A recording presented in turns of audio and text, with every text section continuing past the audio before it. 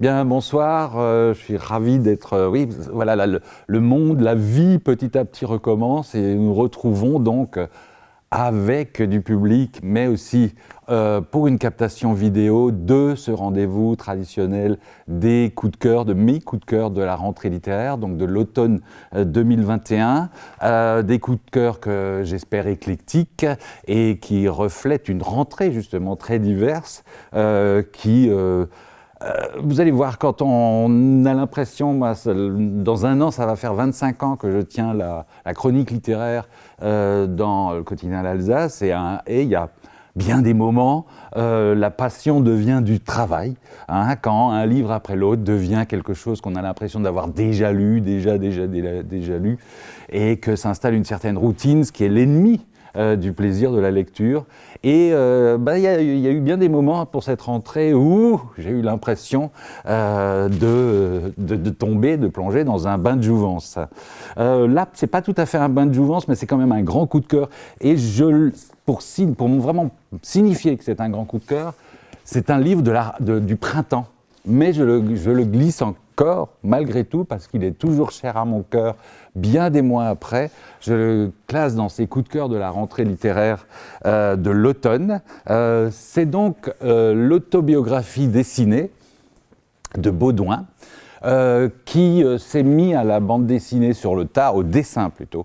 C'est pas vraiment de la bande dessinée, je vais vous montrer tout de suite, hein. Chaque page, c'est donc un journal intime dessiné. Chaque page est une surprise différente, souvent très sombre. C'est quelqu'un qui s'est mis à dessiner sur le tard, il était comptable, et puis il s'est mis à dessiner à l'âge de 40 ans. Il ne se destinait pas au dessin, c'est l'un des dessinateurs les plus reconnus aujourd'hui en France.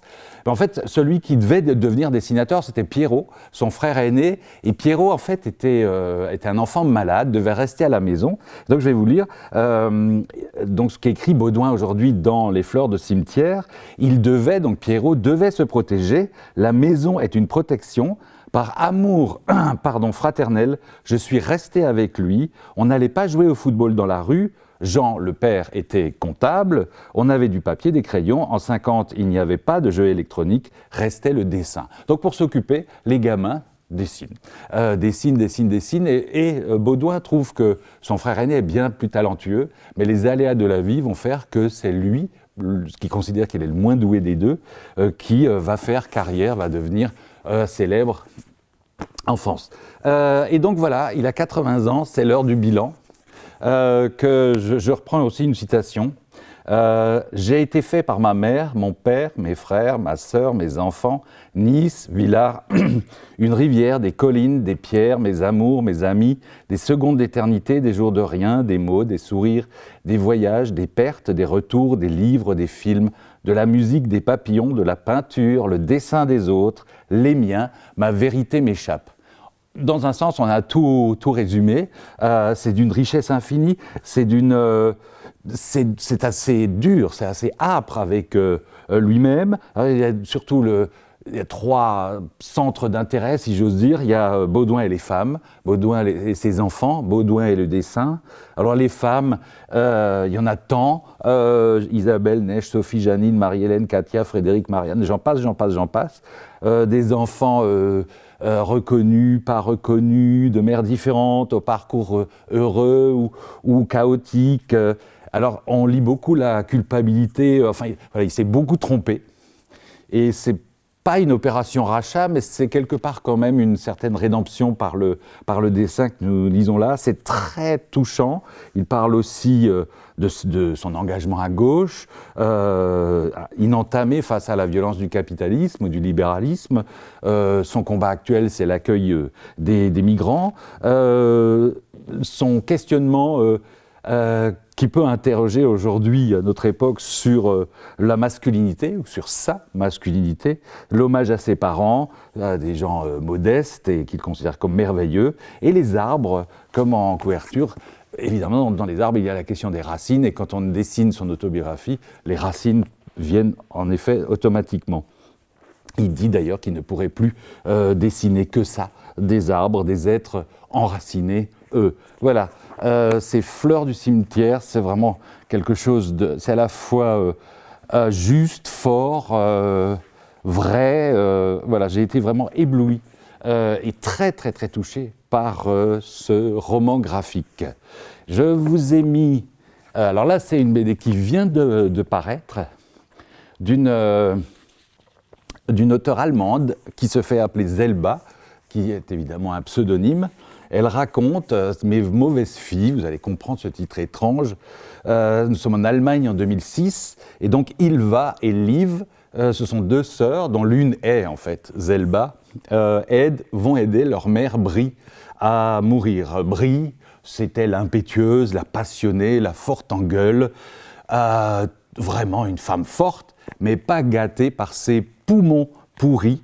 Mais donc elle est en fin de vie et elle veut une fin à la hauteur de sa vie, une fin en quelque sorte théâtrale. Et elle a choisi de partir quand elle le voulait. Mais c'est pas si simple que ça. Alors elles en parlent, les deux sœurs, avec le médecin. Alors le médecin prévient, lui, il ne peut rien faire. Il ne peut pas agir, il ne peut pas débrancher la maman qui est maintenue en vie grâce à un masque, grâce à de l'oxygène mis sur elle. Mais le médecin leur dit, il peut s'absenter, il peut ne rien voir et laisser les deux sœurs face à leurs responsabilités. Alors elles vont se retrouver très seules, désemparées, mais en se disant, elle est en fin de vie.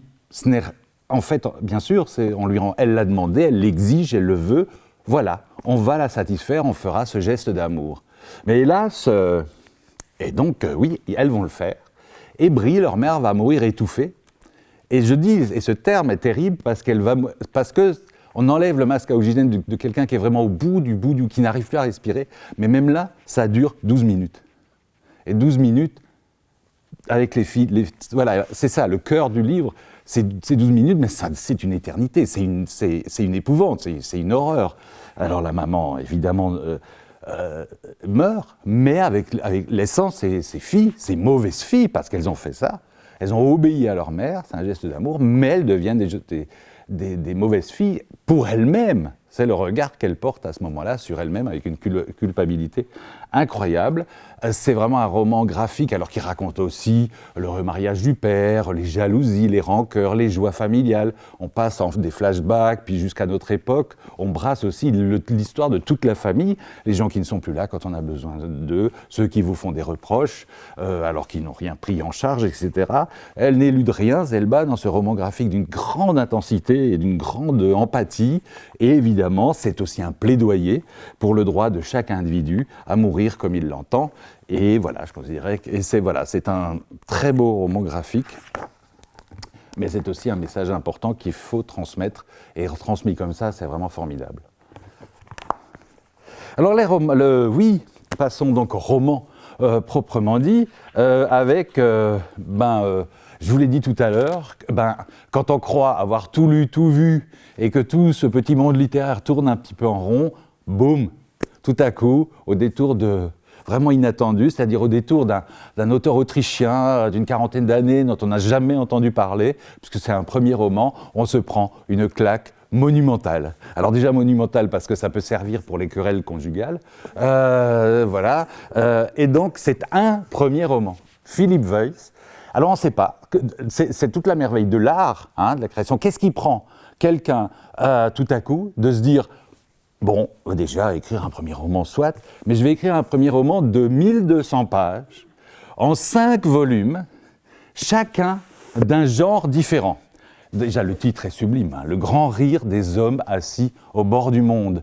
C'est un roman qui parle en gros de notre attitude face à la catastrophe. Tout le monde est confronté, ou va être confronté un jour ou l'autre au drame, à la catastrophe, et à ce moment-là, comme dirait l'autre, on a tous été résistants après la guerre. Voilà, quand la guerre partait, on se dit, moi j'aurais été fort, moi j'aurais été devant, etc. Et en fait, il pose le long de ces 5 ouvrages cette question. Alors 5 genres différents, l'auteur le dit, qu'ils peuvent se lire dans n'importe quel ordre. Moi je conseillerais de commencer par, faut les faire tenir par les encyclopédies, je vais le laisser par là. Alors, chacun de ces tomes porte le nom de son auteur.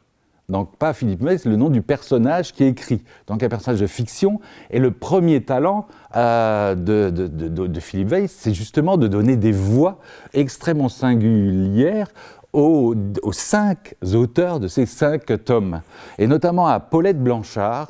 Paulette Blanchard qui a une oie blanche de la fin d'un milieu très très bourgeois, très riche, parisien de la fin du XIXe siècle, on est autour de 1870, et qui va découvrir le monde et qui va raconter, on part de ses 18 ans à peu près, et qui raconte le monde. Ce sont donc des encyclopédies d'un mois qui va raconter, ce sont des alphabets, il y a 12 alphabets. Donc le premier alphabet, c'est quand elle sort de son couvent de bonne sœur, et donc ça part de A. Ce sont des entrées comme dans un dictionnaire: aéronautique, bienséance, corps, encyclopédie, femme, nature, etc. Puis vient le deuxième alphabet, etc. Et on parcourt la fin du XIXe siècle, la cruauté, la folie d'un monde en perpétuel, c'est l'industrialisation, c'est la révolution industrielle, c'est Haussmann qui sublime ou qui massacre, chacun sa vision des choses, Paris, c'est aussi, elle va être emportée dans une guerre, celle de 1870, une insurrection, celle de la Commune, où elle trahit en quelque sorte son milieu d'origine pour se joindre aux combattants de la Commune. Elle va être malade, elle va visiter l'exposition universelle de Vienne, elle va voyager, se retrouver en Extrême-Orient. Elle voudra tout savoir, c'est un roman infiniment féministe, parce qu'elle voudra tout savoir, tout comprendre et prendre une place entière dans un univers évidemment dominé, régi par la domination masculine.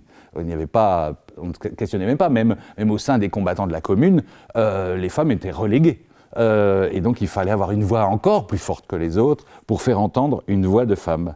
Donc Paulette Blanchard et les 4 autres tomes se réunissent au Japon, autour de la catastrophe de Fukushima, le tsunami et l'accident nucléaire. Donc c'est tout à cette époque-là.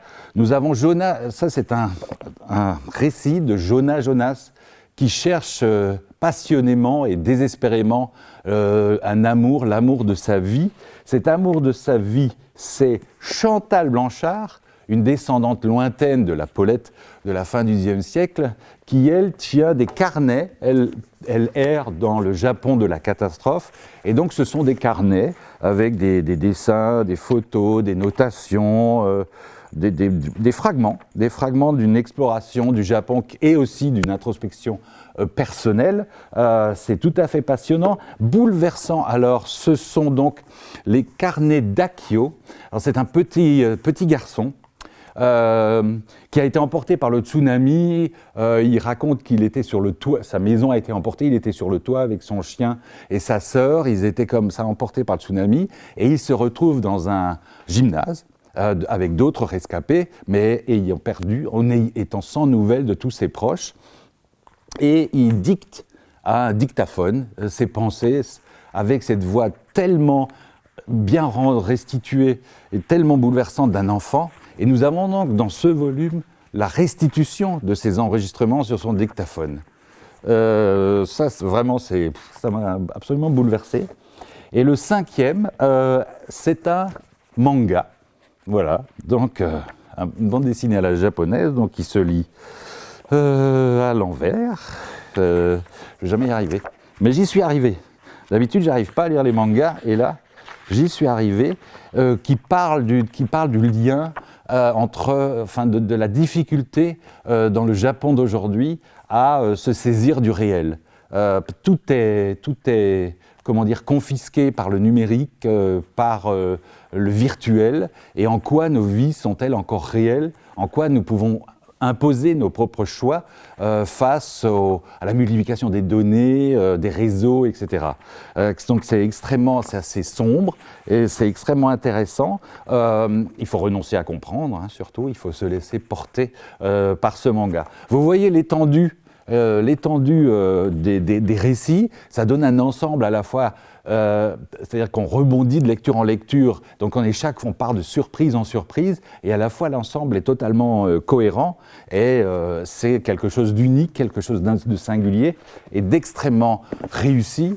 Je finis juste en précisant que c'est traduit par Olivier Manoni, qui est la référence en matière de traduction de l'allemand au français. C'est lui, vous avez peut-être entendu parler au printemps dernier de la traduction, d'une nouvelle traduction de Mein Kampf en français avec un appareil critique. C'est lui qui, pour la première fois, a traduit Mein Kampf littéralement dans l'exécrable langue d'origine d'Adolf Hitler, puisque jusque-là, Mein Kampf existait dans une autre traduction qui continue d'être publiée, hélas, par une maison d'extrême droite de chaque année en France. Et jusque-là, cette traduction qui continue hélas d'exister dans notre pays est dans une langue, dans un allemand qui a été corrigé.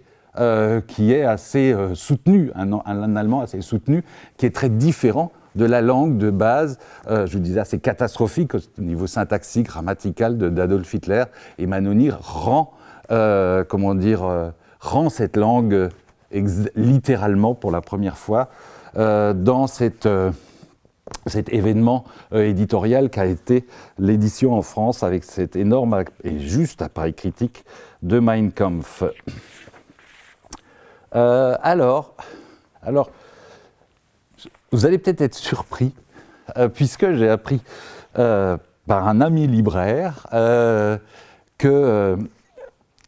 qui a également aimé Le Voyage dans l'Est de Christine Angot, qu'il y a des clients fidèles et qui ne pouvaient tout simplement pas mettre Le Voyage dans l'Est dans les mains de ses clients, de certains de ses clients, parce qu'ils disaient « Ah non, mais Angot, non ». Voilà, et c'est le seul auteur en France qui fait cet effet-là. C'est-à-dire, elle pourrait écrire le plus beau livre qui soit, ah non, Angot, non. Voilà. Et elle n'a pas besoin forcément de moi pour la défendre, mais je tiens là à la défendre parce que j'ai des choses très inégales. Je crois que j'ai tout lu d'elle, avec des choses très très inégales. Mais Le Voyage dans l'Est, c'est un livre extrêmement important, nécessaire, voire essentiel, et qui pourrait paraître, inutile de prime abord, puisqu'en fait, à peu près tout ce qui est dit, elle l'a déjà raconté dans ses autres livres. Alors pourquoi ? C'est un peu la magie de la littérature, parce que là, il y avait évidemment des choses très fortes qui sont dites, mais nous sommes au cœur de la littérature. Parce que la littérature ne s'embarrasse pas de répétitions. La littérature s'embarrasse d'émotions et de choses qui nous vont droit au cœur, et accessoirement, mais ça peut être utile au cerveau. Et là, on est dans l'émotion, dans le choc, dans des choses, d'une certaine manière, insoutenables. C'est-à-dire qu'on ne peut pas retirer. C'est hypnotique, c'est-à-dire qu'une fois qu'on a commencé, il me semble, on ne peut pas dire « je ne l'ai pas vu, je ne savais pas ». Voilà, je peux en faire l'économie. Et c'est ça qui fait, à mon sens, la force de ce livre. Et en plus, Le Voyage dans l'Est, c'est un livre qui s'ouvre à Strasbourg, dans une scène d'ouverture assez vertigineuse. Donc on est en 72-73. Christine Angot va rencontrer pour la première fois son père, qui vient de la reconnaître. Parce que j'ai appris ça dans ce livre, c'est-à-dire que c'est dans les années 70 qu'une loi a été votée, il faut que je lise un peu parce que c'est un peu technique, qui permettait au géniteur, avec l'épouse de son épouse légitime, de reconnaître a posteriori un enfant naturel. Je ne savais pas du tout que ça n'existait pas avant, et là oui. Donc là, il vient de reconnaître Christine, sa fille Christine, il s'est marié plutôt, parce qu'il n'était pas marié avec la mère de Christine. Il s'est marié, il a eu des enfants de son mariage, et cette épouse allemande a accepté qu'il reconnaisse donc cet enfant d'une autre liaison. Donc ça y est, Christine va avoir un père, en chair et en os, elle le rencontre, c'est quelqu'un qui en impose, il dirige le service de traduction au Conseil de l'Europe, il dit connaître entre 20 et 30 langues, ce n'est pas quelqu'un qu'on conteste, qu'on contredit, c'est une figure d'autorité. Et donc ils se rencontrent, il y a une première discussion dans une chambre d'hôtel, ils vont déjeuner, donc à trois, avec la maman, Christine, ce père, la chambre d'hôtel, le déjeuner, une promenade dans la vieille ville de Strasbourg, et donc il y a cette sidération que tout à coup, et là je la cite, on aurait dit que d'un claquement de doigts, j'ouvre les guillemets, tout était oublié, relativisé, justifié. Même là, elle écrit ça aujourd'hui, mais l'adolescente à ce moment-là est totalement conquise par ce père. Elle le trouve formidable et elle le dit à sa mère, et qui lui répond, alors là on croit halluciner quand on lit ça, la mère lui répond « Tu vois que je ne suis pas allé te chercher n'importe qui ». Voilà. Comme si ce père ne s'était pas conduit comme un salaud absolu quand la mère était tombée enceinte. Lui, il avait voulu avoir un enfant d'elle, et quand elle avait été enceinte, hop, il s'était barré. Voilà. Après avoir voulu un enfant d'elle. Et donc tout est tellement merveilleux qu'au bout de ce terme extraordinaire, c'est lui qui le dit, il se retrouve à nouveau dans une chambre d'hôtel, mais juste les deux. Il lui dit vraiment qu'elle est extraordinaire, que c'est la beauté de sa vie, etc. Et il l'embrasse sur la bouche. Un geste anodin et terrifiant, et à la fois un peu qui signifie déjà quelque chose. Et donc elle écrit aujourd'hui, Christine Angot écrit aujourd'hui dans Le Voyage en l'Est, je la cite, « Le mot inceste s'est immédiatement formé dans ma tête. J'ai pensé en me le formulant, tiens, ça m'arrive à moi. C'est le début de la saloperie, ça c'est pas elle, c'est moi qui le dis. C'est le début de la saloperie, du cauchemar, d'un enfer. Et cette phrase très forte qui est de Christine Angot, l'inceste, est une mise en esclavage. Alors oui, elle en a déjà beaucoup parlé. Quand on ne veut pas l'entendre, on dit qu'elle en a trop parlé. Elle a écrit dans l'inceste, dans Une semaine de vacances, dans Un amour impossible. Mais c'est un passé donc qui ne passe pas. C'est une voix forte et importante. Et encore une fois, c'est un grand livre du point de vue de la littérature et un grand livre d'un point de vue de ce qu'il dit. Et justement de ce que nous voulons, ce qui serait tellement confortable de ne pas voir, de ne pas regarder en face. Et il nous force, la langue de Christine Angot nous force à regarder cette mise en esclavage en face. Quelqu'un d'autre qui peut-être n'apporte rien de nouveau avec ce livre, c'est Édouard Louis. Alors Édouard Louis, c'est son deuxième livre de l'année. Il avait publié au printemps « Combat et métamorphose d'une femme » où il rendait hommage à sa mère. Vous savez peut-être qu'Édouard Louis, le premier livre qui avait eu une résonance incroyable, qui s'appelait « Pour en finir » avec Eddie Bellegueule.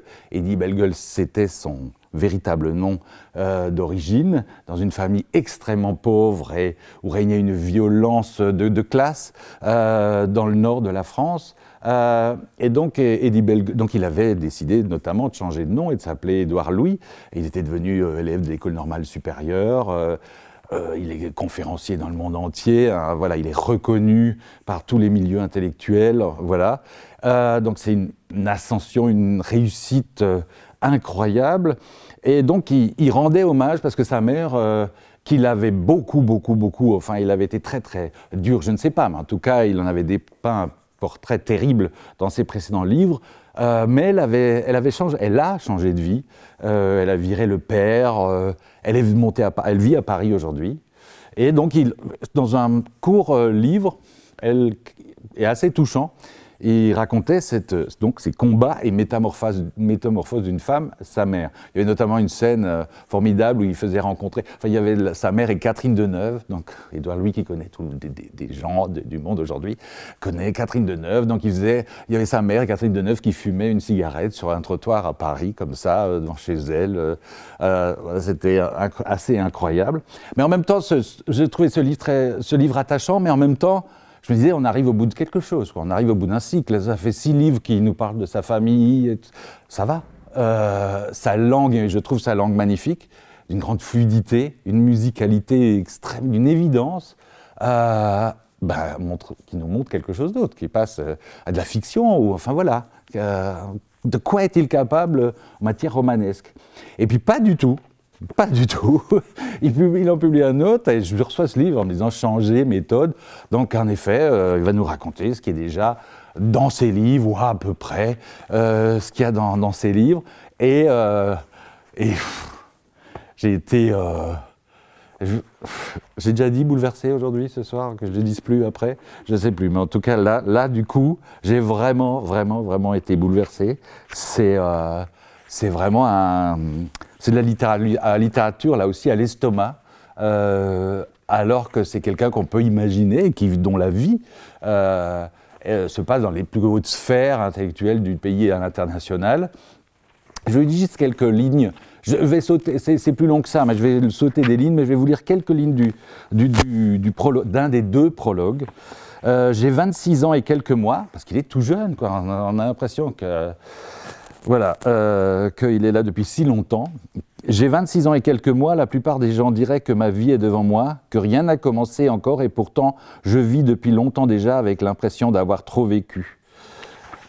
J'avais 21 ans et il était déjà trop tard, j'avais déjà trop vécu, j'avais connu la misère, la pauvreté dans mon enfance, les scènes répétées de ma mère qui me demandait d'aller frapper à la porte des voisins ou de ma tante, la voix implorante, pour qu'il nous donne un paquet de pâtes et un pot de sauce tomate parce qu'elle n'avait plus d'argent et qu'elle savait qu'un enfant susciterait plus facilement la pitié qu'un adulte.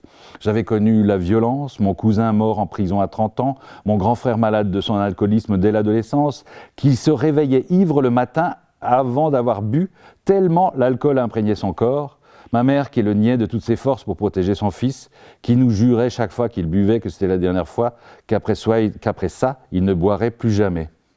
Mon père malade d'une vie de travail à l'usine, à la chaîne, puis dans les rues à balayer les ordures des autres. Mon grand-père malade de la même vie, malade du fait que sa vie était la reproduction quasi exacte de la vie de son arrière-grand-père, de son grand-père, de son père et de son fils. Privation, précarité, arrêt de l'école à 14 ou 15 ans via l'usine, maladie. Quand j'avais 6 ou 7 ans, je regardais ces hommes autour de moi et je pensais que leur vie sur la mienne, qu'un jour j'irais à l'usine comme eux et que l'usine me ferait ployer le dos à moi aussi. J'avais fui ce destin et j'avais été vendeur dans une boulangerie, gardien d'immeubles, libraire, serveur, arracheur de tickets dans différents théâtres, secrétaire, professeur particulier, prostitué, moniteur dans des colonies de vacances, cobaye pour des expériences médicales. J'avais fréquenté les personnes les plus riches du monde, j'avais fait l'amour avec des hommes qui possédaient dans leur salon des œuvres de Picasso, de Monet, de Soulages, qui ne voyageaient que par avion privé. J'avais été proche physiquement, au moins, de l'aristocratie, dîné chez des ducs et des princesses, mangé du caviar et bu plusieurs fois par semaine des champagnes rares. À un peu plus de 20 ans, j'avais changé de nom devant un tribunal, changé de prénom, transformé mon visage, redessiné la structure de mon implantation capillaire, subi plusieurs opérations, réinventé ma manière de bouger, de marcher, de parler, fait disparaître l'accent du Nord de mon enfance. J'avais écrit et publié des livres avant de fêter mes 25 ans. J'avais voyagé dans le monde entier pour les présenter. J'avais échappé de peu à la mort, j'avais vécu la mort, éprouvé sa réalité. J'avais perdu l'usage de mon corps pendant des semaines. J'avais voulu fuir mon enfance plus que tout, voulu échapper au ciel gris du Nord et à la vie condamnée de mes amis d'enfance, privé de tout par la société, avec comme seule perspective de bonheur les soirées plusieurs fois par semaine dans l'arrêt de bus du village, à boire des bières et du pastis dans des gobelets en plastique pour oublier la réalité. J'avais rêvé d'être reconnu dans la rue, rêvé d'être invisible, rêvé de disparaître, rêvé de me réveiller un matin et d'être une fille, rêvé d'être riche, rêvé de tout recommencer. C'est cette histoire-là, cette odyssée, que je voudrais ici essayer de raconter. Et c'est ce que vous lirez là-dedans, après ce prologue, quand vous lirez, parce que vous devez le lire, changer de point méthode. Voilà. Édouard Louis. Alors, je ne sais pas si vous connaissez Philippe Janada, il va falloir vous y mettre. Et si vous voulez rencontrer, parce qu'il y a le mot monstre dans le titre, et le bonhomme en impose. Le bonhomme ressemble aussi à un ogre, et il sera d'ailleurs au Festival du Livre de Colmar, les 27 et 28 novembre. Vous pourrez vous faire dédicacer ce livre et dialoguer avec lui, l'écouter en rencontre. Donc Philippe Janada a une première partie de sa vie de romancier où il racontait des épisodes de sa vie, et il se singularisait déjà par son art de la parenthèse foutraque. Voilà, il ouvre des parenthèses et il les referme, hein. Mais il peut en ouvrir 4, 5, 6, 7, 8, et là-dedans, il raconte autre chose. Il raconte une visite chez le médecin, il raconte ses déboires avec sa femme, il raconte son hypocondrie, il raconte, je sais pas, ce que vous voulez, voilà. Et et même dans les moments les plus tragiques, c'est généralement assez pathétique, assez jubilatoire, assez cocasse, c'est parenthèse.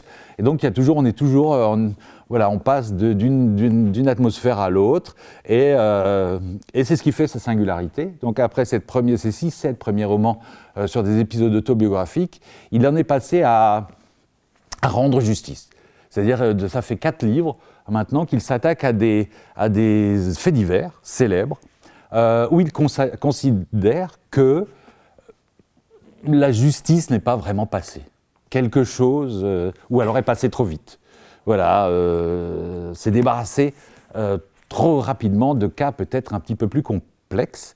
Il avait commencé avec Bruno Sulac, cet évadé perpétuel, mort étrangement, qui a sauté volontairement d'une fenêtre alors qu'il était entouré par plusieurs policiers.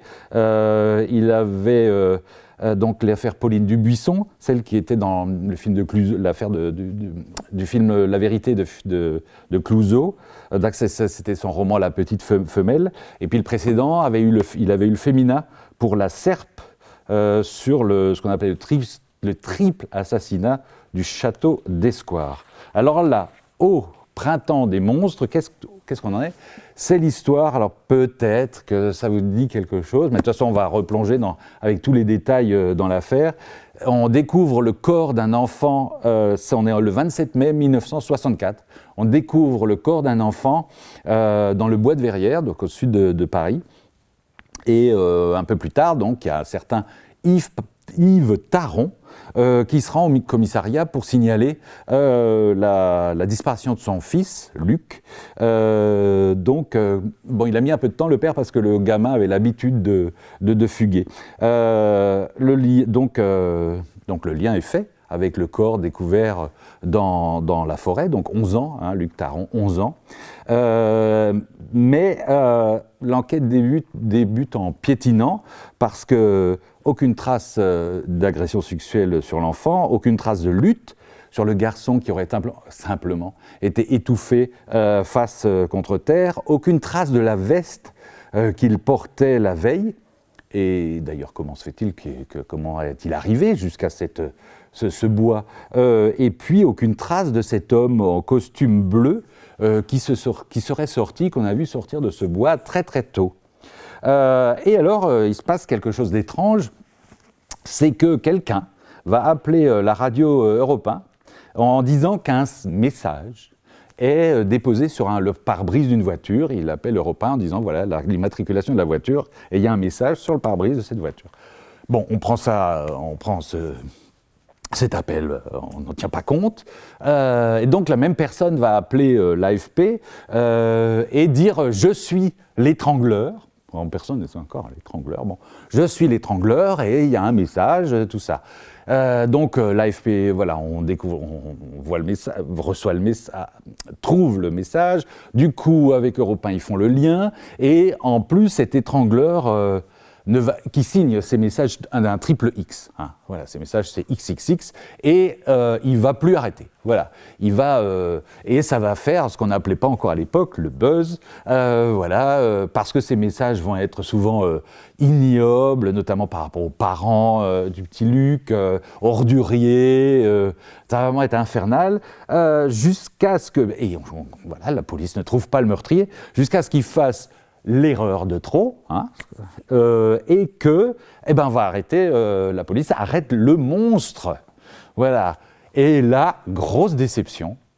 Le monstre est d'une banalité terrible. Alors, je ne vais pas me fâcher avec des infirmiers. C'est un infirmier. Voilà, je ne dis pas que les infirmiers sont d'une banalité terrible, mais voilà, lui, on attendait, alors là, lui, il est presque sympa, quoi. Enfin, je veux dire, il est tout simple, tout gentil, et pourtant, c'est un monstre. Et il s'appelle Lucien Léger, un jeune homme, voilà, qui va s'accuser, pas de souci, si j'ose dire.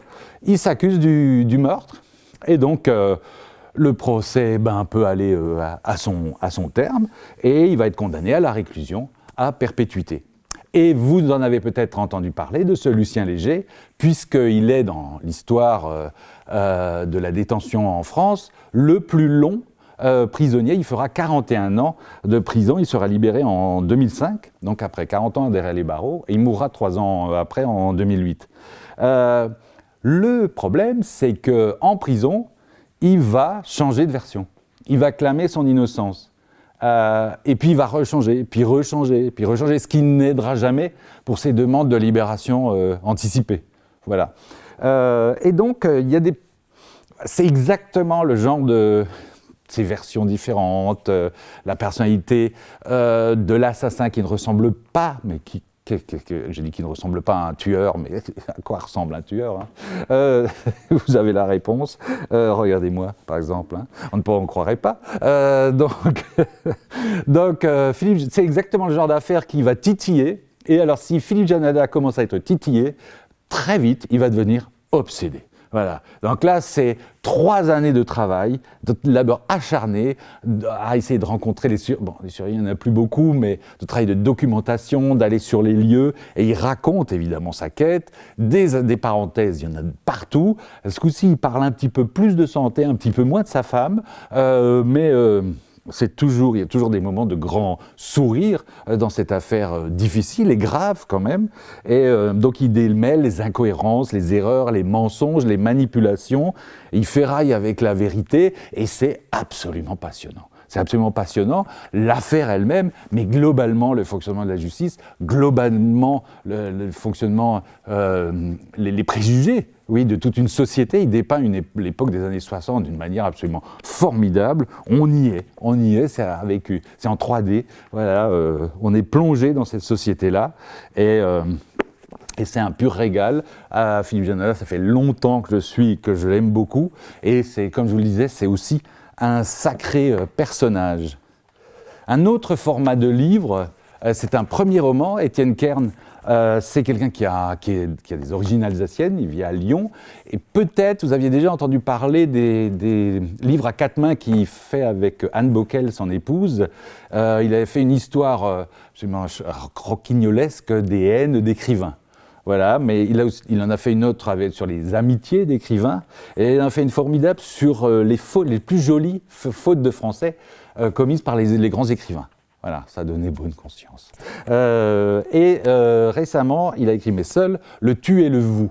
C'est le titre du livre, l'art français de compliquer les choses, grammaticalement, mais pas que.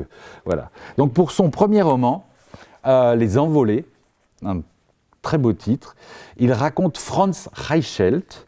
C'est un tailleur pour dames qui est venu de Bohême jusqu'à Paris, qui ne parlait pas un mot de français, qui vivait seul, qui a d'abord travaillé pour 2 patrons avant de s'installer à son compte avec une ouvrière et un apprenti.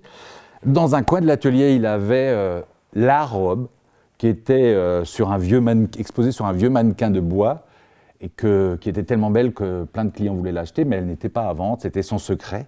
C'est le secret de Franz Reichelt. Il parlait peu, Franz, sauf à Antonio, son ami, aussi beau parleur ou grande gueule que lui, que Franz était taiseux.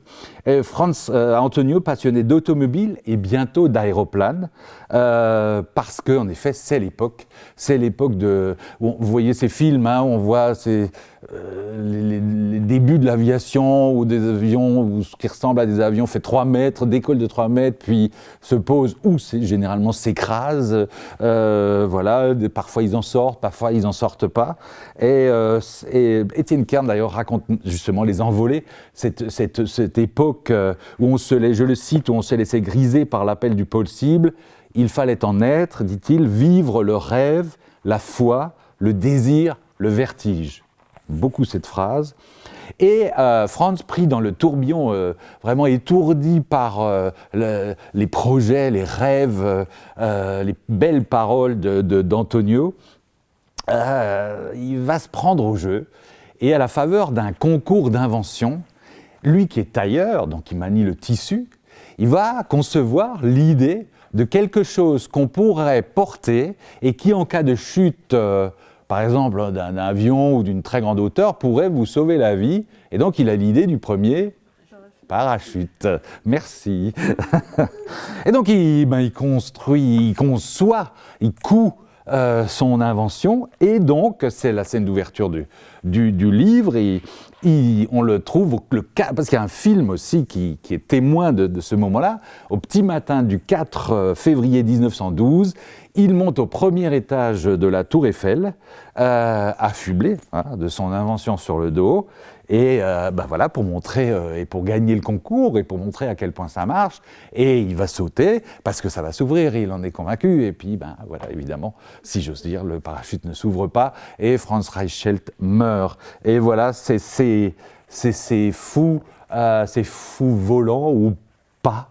C'est cette espèce d'espoir incroyable, mais il y a d'autres espoirs dans ce livre, l'espoir d'une réussite, l'espoir du bonheur. C'est aussi une société en totale métamorphose, comme les encyclopédies du mois de Paulette Blanchard tout à l'heure. C'est la même époque, et c'est une époque du coup qui rend quelque chose qui est très bien pour le roman, qui est quelque chose de très romanesque. Les Envolées d'Étienne Kern, premier roman,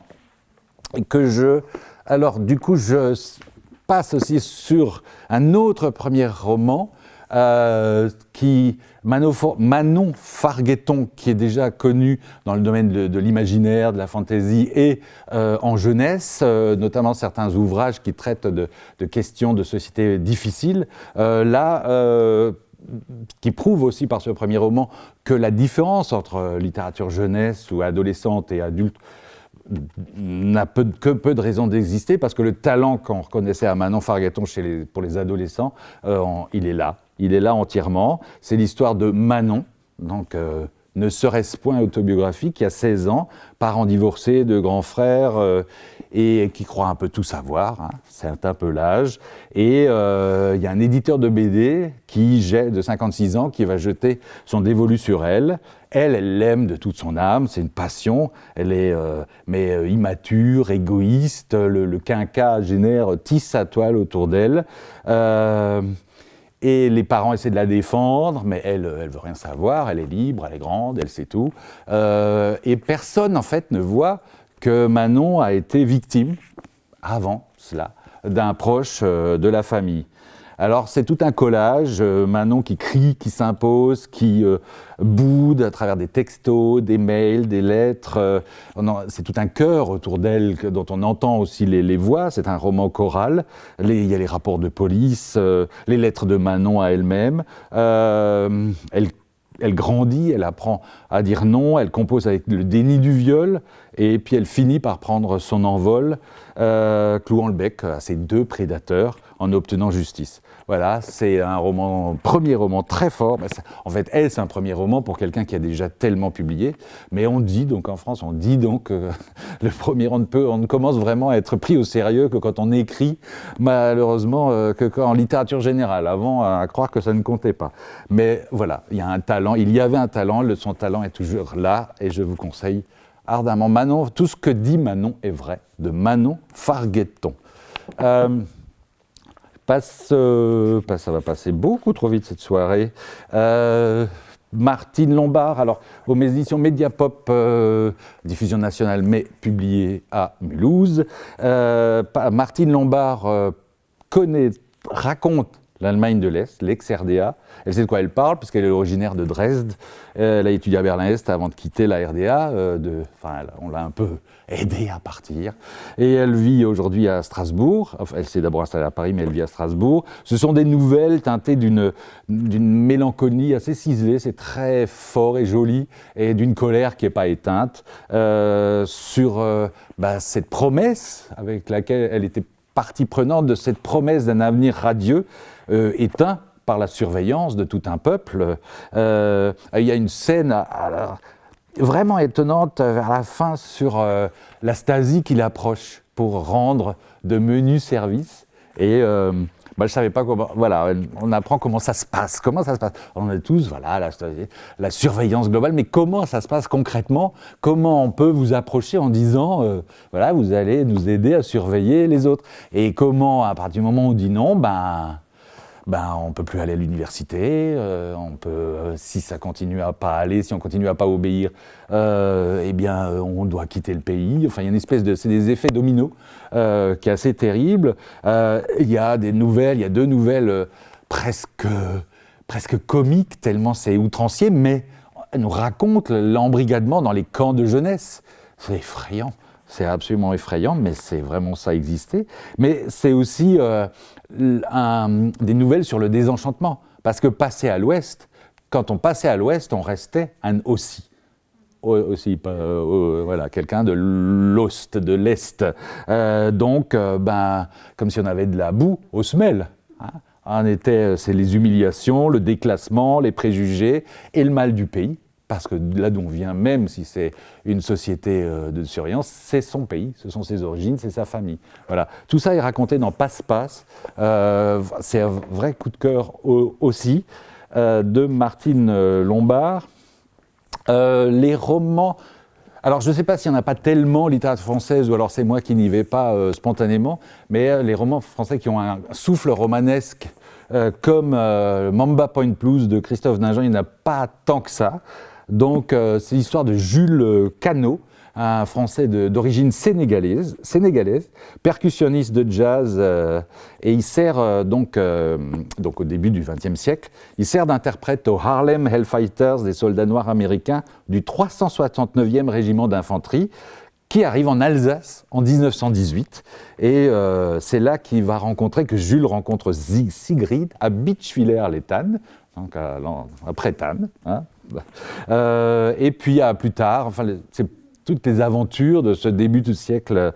Il prendra le large vers New York, Paris, le Libéria. Il va accompagner Joséphine Baker en concert, Graham Greene en Afrique, face au racisme, évidemment. Il y a la musique qui permet à Jules de toujours retomber sur ses pattes. Face aux extrêmes, il y a le métissage de couleurs de peau, d'idées, d'émotions, et le combat est permanent. Et c'est pour ça aussi que ce livre est drôlement d'actualité. Christophe Dingean fait tourner la roue de la grande aventure. Et sur le son, il arrive à rendre par l'écriture ce que c'est que le blues. Et ça, je trouve que c'est assez costaud, c'est assez fort et c'est réussi. Le blues est à l'intérieur même de son écriture et de ce qui nous restitue. Christophe Naigeon, Mamba Point Blues aux presses de la Cité. Des deux livres vraiment singuliers qui sortent, qu'on ne peut pas ranger dans des catégories. Les théories de Charles Danzig, qui a une érudition folle et qui, pour lui, les théories, c'est pas du tout ce qu'on croit, c'est juste c'est des boîtes à outils de quoi, je le cite, se libérer de cette terroriste idée du vrai. Donc c'est juste des rangements avec des souvenirs, des idées. On saute donc les théories du temps, théorie de la conversation, théorie d'instruction aux enfants, théorie de l'insolence, théorie de la visite des visiteurs, théorie des grandes vieilles actrices de théâtre, théorie des réputations, théorie des fenêtres, théorie des gaietés sexuelles, théorie de l'amour. Alors par exemple, dans la théorie des ponts, il y a cette citation, l'électorat, d'actualité peut-être, l'électorat ne vote pas pour des réalisations, il vote pour les mensonges qu'il veut entendre. Voilà. Dans la théorie de l'amour, je vous invite à méditer. On imite ce qu'on admire, on ressemble à ce qu'on aime. Vous avez 4 heures pour disserter là-dessus. Alors des choses vraiment anecdotiques, la théorie des gants. Pourquoi ne perd-on jamais 2 gants ? On en perd toujours un. Hein, n'est-ce pas une moquerie des fées, envieuses, méprisantes et sadiques ? C'est la théorie du confinement. Nous qui nous pensions si modernes, si supérieurs, et puis un sale petit virus de rien, un pouls, et tout s'est craquelé, et l'entière technique du monde moderne incapable de nous être utile, on nous a confinés comme au Moyen-Âge. Voilà. Et alors il y a une chose incroyable, c'est les listes de choses. Liste de choses, il y en a une dizaine de pages. Par exemple, les choses gaies, les orages d'été, les vitrines de traiteurs, les crayons de couleur, et que j'adore, une peur subite qui se transforme en rire quand on se retourne. Voilà. Et il y a une chose, la liste de choses douces, il n'y en a qu'une. Et elle vaut son pesant de cacahuètes. Une chose douce donc, le ton de la voix de l'homme de pouvoir cruel au moment où il décide. Non ? Moi, c'est, voilà, j'adore ça. Et bon, il y en a, voilà, théorie de Charles Dantzig, c'est absolument délicieux, et beaucoup plus mélancolique et tout à fait singulier comme moment, j'ai adoré. Après La foudre de Claire Ferjac, romancière par ailleurs, donc il y a une certaine Helena. Alors Helena, est-ce que c'est Claire? Je ne sais pas, elle lui fait faire un... elle travaille dans l'édition, Claire Ferjac, en vrai. Là, Helena est dans l'informatique, alors on ne sait pas, mais quand même, ça a l'air drôlement autobiographique. Donc, le 26 août 2015, Helena est frappée par la foudre. Okay. Elle était partie se balader, on n'attendait pas d'orage ce jour-là, il faisait chaud mais pas lourd, il n'y avait pas de tonnerre, et l'éclair a frappé sans sommation. Helena est une personne fulgurée. Alors moi, j'ai appris ça dans ce livre. Voilà, personne ne le sait. Vous savez la différence entre foudroyer et fulguré? Alors, les foudroyés meurent, les fulgurés survivent. Voilà. Donc, il y a 10 à 20 foudroyés en France par an, et il y a entre 100 et 200 fulgurés recensés, hein, des gens qui se déclarent, et on estime qu'il y en a à peu près 500 par an de gens fulgurés. Ben, la plupart, touchés un peu, ils ne vont pas aller aux urgences ni rien.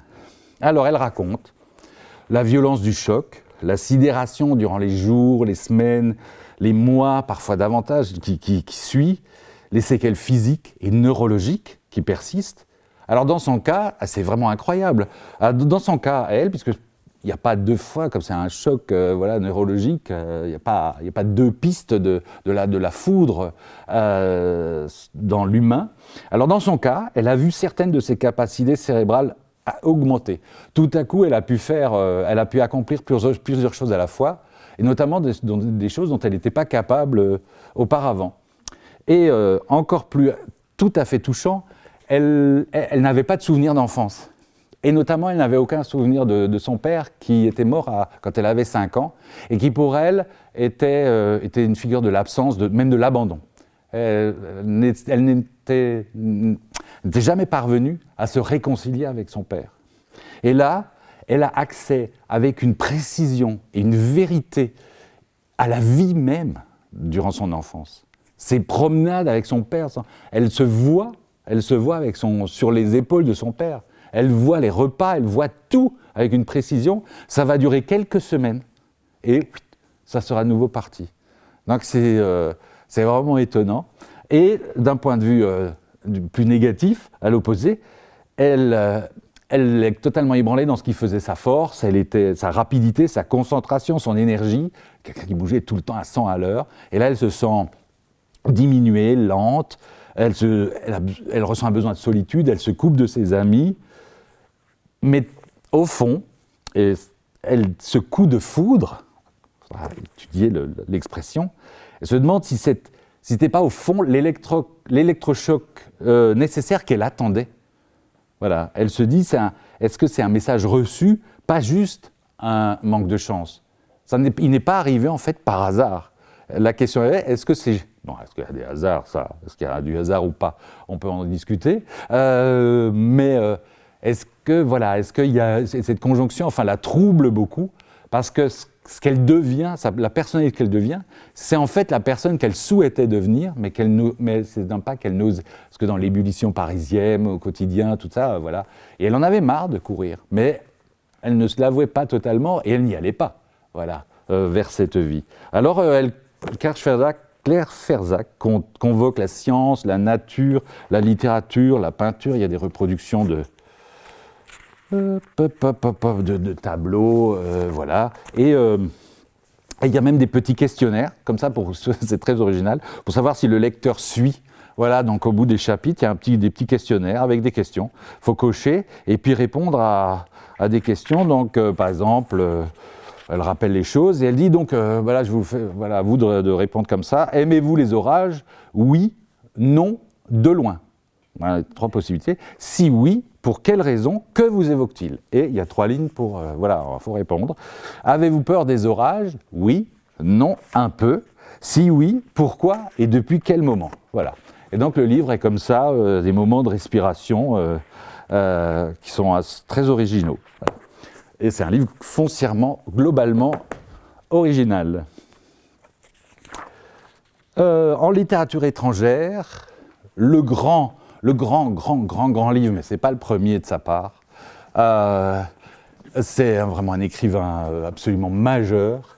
Et là, c'est, si on veut, du souffle romanesque, si on veut du livre engagé, mais où les personnages vous emportent, enfin tout ce qu'on demande en fait, un grand roman, Poussière dans le vent de Leonardo Padura. C'est l'histoire d'un couple, d'un jeune couple, des Cubains. Elle vient de New York, il vient de Cuba. Ils s'aiment et ils s'installent à Miami. Et puis donc lui, il lui montre comme ça une photo de groupe prise il veut lui montrer sa mère. Donc il a une photo de groupe prise à La Havane en 1989. Donc on voit sa mère à lui et elle reconnaît sur cette photo sa mère à elle. Alors là, et sa mère, elle, ne lui parle jamais de son passé, elle a même changé de nom. Et donc ils vont chercher à comprendre les secrets enfouis de leurs parents. Et cette photo, en fait, cette photo de 1989, c'est celle des 30 ans du clan. Un groupe d'amis, c'est la dernière fois où le clan d'ailleurs était au complet. C'est des jeunes diplômés qui croyaient encore, comme le livre sur la RDA, qui croyaient encore à ce moment-là à un avenir. Bon, on ne croyait plus en 1989 à Cuba à un avenir radieux. Quand on était diplômé, qu'on rêvait qu'on connaissait la situation, le monde occidental, etc. Mais au moins, qui poursuit la voie éclairée de l'idéal castriste. Voilà. On y croyait encore. Pourtant déjà Cuba étouffait, vacillait, trébuchait, la population déjà était affamée, s'embarquait sur les radios de fortune à destination de la Floride. Et donc à ce moment-là, en recherchant entre exil, disparition, suicide, rupture, le clan va exploser. Leonardo Padura, je le cite, dit « Putain, pardon, mais qu'est-ce qui nous est arrivé ?» Leonardo Padura, il faut le savoir, malgré toutes les pressions du pouvoir, n'a jamais quitté Cuba, malgré ces romans qui sont évidemment, qui racontent sans être, enfin, ils sont explicites à force de lire ses livres, mais il n'a jamais, pour lui, ne peut écrire qu'à Cuba. Il est cubain, il reste à Cuba. Après L'homme qui aimait les chiens ou Les 4 saisons, qui était déjà extraordinaire. Un roman immense, foisonnant, complexe, nuancé, passionnant, de Miami à Barcelone en passant par Toulouse et Madrid. Ça rappelle la douleur de l'exil, même quand cette fuite est salvatrice, avec cette vérité. Pour lui, même pour ceux qui sont partis, personne ne quitte jamais vraiment Cuba. Voilà. C'est le plus grand, à mon sens, de cette rentrée littéraire en matière de littérature étrangère, une de mes auteurs préférés, Audur Ava Olavsdottir, je l'ai dit. Et donc la vérité sur la lumière, il n'y a quasiment pas d'histoire, et c'est magique. C'est lumineux, c'est merveilleux, c'est magnifique. C'est une sage-femme. C'est Dia, une sage-femme comme l'étaient ses aïeuls, et qui raconte ce qui se passe entre naître et mourir. Voilà, entre les deux, ce passage dans la lumière. Elle va trouver les cartons de sa tante Fifa, remplis de manuscrits. Elle reçoit ces cartons en héritage, remplis de manuscrits, où elle trouve des réflexions sur le monde, l'humain, les animaux, la planète. On est à la veille de Noël, la tempête menace, on est en Islande, hein, et donc les pensées vagabondent pendant que les nuits s'allongent en invitant la magie des aurores boréales. Il y a de la poésie, la philosophie de l'autre, un peu d'humour, c'est du quotidien au grandiose. J'ai déjà dit magique ou je ne l'ai pas dit? Oui. Mais magique, voilà. Voilà. La vérité sur la lumière, Audur Ava Olavsdottir. Et Joyce Maynard, alors je n'ai pas le livre, c'est pas grave, Où vivaient les gens heureux, peut-être Joyce Maynard, une des plus grandes romancières américaines, peut-être son plus grand livre, qui raconte à travers le destin d'Eleanor, des années 60, donc 50 ans de la vie des États-Unis. Elle a eu une enfance difficile, une adolescence aussi, puis elle construit. Elle s'installe dans une ferme isolée où, avec le très beau Cam, ils ont 3 enfants. C'est leur rêve. Leur rêve, une famille unie, amoureuse. Et puis il y a un terrible accident qui fait que tout vole en éclats. Et donc ça pose la question du pardon, de la rédemption, de se remettre sur pied après la catastrophe. Et à travers ça, Joyce Maynard raconte les évolutions de la société américaine. Là encore, je lisais avant de venir un article encore sur le Texas, sur l'avortement au Texas. Donc les questions sont posées là, la libération sexuelle, l'avortement, l'émancipation des femmes jusqu'à l'émergence du mouvement MeToo. Voilà, les doutes, les colères, les espoirs, les déconvenus. C'est terrible et en même temps c'est tellement beau, quoi. C'est la manière qu'a de Joyce Maynard d'affronter nos vies et de raconter nos vies, voilà. Mémorial là aussi, puisqu'on est en plein moment de gaieté dans cette soirée. Memorial Drive de Natasha Trethewey, que je ne connais pas, mais qui, me dit-on, est une figure des lettres, une poétesse et une figure des lettres respectée aux États-Unis. C'est son histoire, l'histoire d'un féminicide, le meurtre de sa mère par son beau-père, enfin par le nouveau compagnon de sa mère, donc le beau-père de Natasha Trethewey. Elle a mis 30 ans à pouvoir raconter sa propre histoire. Sa mère a donc succombé beaucoup trop jeune, assassinée par son conjoint. On savait qu'il pouvait être très violent. Donc Natasha Trethewey raconte son enfance métissée dans le Mississippi des années 50, où elle a vécu le racisme, les actes nauséabonds du Ku Klux Klan. Et elle suit sa mère à Atlanta et elle se retrouve confrontée à la brutalité de ce beau-père jusqu'à l'irréparable. Évidemment, pour tous les enfants des femmes victimes de féminicide se pose aussi la culpabilité. Qu'est-ce que j'aurais pu faire ? Qu'est-ce que j'aurais pu faire ? Est-ce que je n'aurais pas pu sauver maman ? Parce que j'étais là, j'ai tout vu, je savais. Voilà, donc elle dit ça aussi. Elle continue de s'interroger. C'est un témoignage assez exceptionnel sur l'insoutenable réalité du féminicide. Et c'est aussi pour ça, mais c'est aussi pour ses qualités littéraires que je voulais en parler. Je finis par un sujet tout à fait différent. Et Victor Delarbol, qu'on n'attendait pas forcément, le romancier catalan, sur ce terrain, qui parle d'Isaïe, qu'un homme heureux à Barcelone, marié à une femme charmante et qui va être papa, et qui est d'origine ougandaise. Et justement, il y a un ancien camarade, devenu haut fonctionnaire ougandais, qui vient le rencontrer et l'invite à une conférence de réconciliation à Kampala. Et donc voilà, c'est la machine à remonter le temps.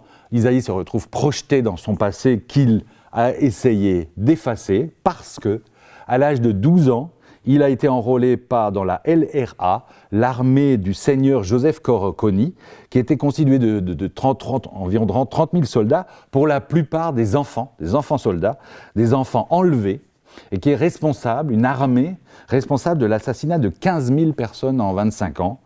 Et Isaïe, enfant, était tout simplement, si j'ose dire, un tueur sanguinaire. Voilà. Sans état d'âme, abruti d'endoctrinement et d'embrigadement. Et donc le récit de ces événements des années 90 alterne avec les périspéties, parce qu'il va donc retourner en Ouganda pour cette conférence de réconciliation nationale. Donc les deux moments historiques alternent, aujourd'hui et les années 80. Et notamment, il retourne en Ouganda avec sa femme enceinte. Donc c'était en mars de 2016.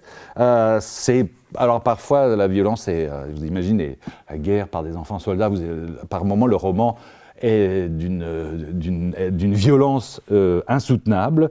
Il l'a mûri pendant 12 ans, ce que dit le romancier, depuis qu'il a eu l'occasion de visiter un camp de réfugiés en Ouganda, une situation qu'on ne connaît pas, comme d'autres situations terribles dans le monde, notamment en Afrique. C'est donc terrifiant, mais c'est indispensable pour comprendre le calvaire de tous ces enfants martyrs. Et ce sera le point final à cette soirée. Je voulais dit rapidement vous dire que le Festival du Livre, donc avec beaucoup d'invités et qui s'intitule avec cette thématique qu'on attend depuis si longtemps, puisqu'il s'intitule « Nos retrouvailles ». Nous allons retrouver les auteurs en vrai et le public et vous avec 20-25 rencontres, spectacles, animations, le Café de l'Histoire, 3 scènes pour des rencontres pour les auteurs en littérature jeunesse ou en littérature générale. Et puis, donc, cette avant-première avec Amélie Nothomb le 26 novembre au théâtre, sur invitation qui sont à retirer notamment. Il y en a à la librairie RUC, mais elles sont aussi au théâtre, à l'accueil du théâtre. Alors diffusez l'information autour de vous, tout ce qu'il y a à savoir est sur les réseaux sociaux également. Je vous souhaite de belles lectures et une belle soirée, un bon retour chez vous. Merci beaucoup.